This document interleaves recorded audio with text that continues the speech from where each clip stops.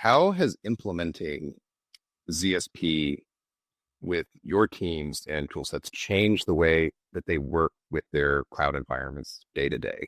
Thanks, Matt. So, I have a very interesting recollection from my time at Toyota Manufacturing, where I was before joining Aviatrix, and we were implementing SAP. And I just wanted to share this story with you. During the orientation, when we were implementing SAP on the shop floor, we were taken to a manufacturing facility.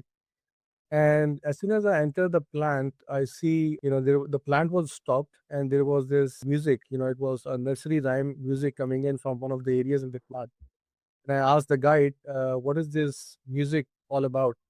So he mentioned to me that there is a system called end-on, which is basically a cord or a string that anybody on the plant site can actually pull as soon as they notice any defect, right? And the workers are encouraged to pull the end-on string as soon as they notice any defect, regardless of how much costly it is to stop the line.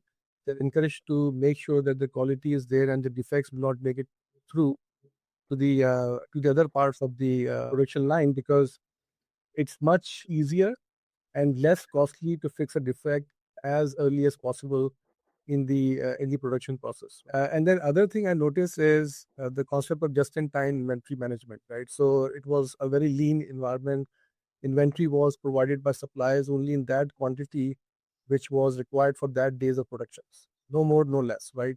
And we used to say that inventory is a silent killer, because when you have excess inventory, the holding cost is higher, there's a risk of theft of the inventory, and if there are defects, then they penetrate into your entire supply chain without you getting a chance.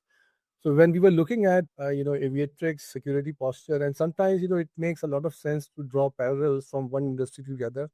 And I was thinking about my time at Toyota and learning about Endon and GIT. I noticed I could not help noticing that all of these digital assets that we have, whether it's API keys or tokens or passwords or sending privileges, they are similar to a digital inventory, right? So why we should be provisioning them unless they are needed? So as Britive, approach us with this concept of just-in-time standing privileges, I immediately was able to connect at a personal level, because I had seen the value of managing things via GIT. Right? So, and Brightif can be thought of a digital end-on card, right? Because as soon as you have something undesirable in your environment, Brightif workflow can actually stop it if there is any overprivileged account trying to access something which it is not required to do.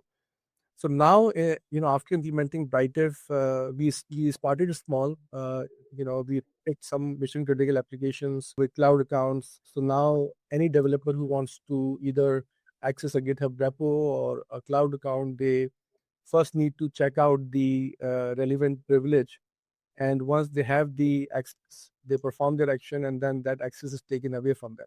So there is no over provisioning of access unless they actually need it, which means that you're also minimizing the risk, similar to what we used to do in the manufacturing environment. And developers can check out by themselves. They don't have to rely on any human to provide them access. They just initiate a request through Brightif application, and there's no need to raise a Jira ticket and have somebody give them an access that they need.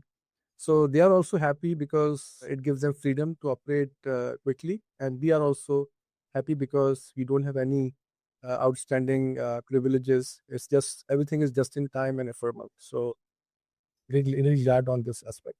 John, did you have anything you'd like to add from a security perspective? I think maybe just touch on what Phailan said at the very end, right? Like the speed of delivery and support for development teams, right? So not slowing them down, but while also enforcing security policy. I think that's really important in the environment.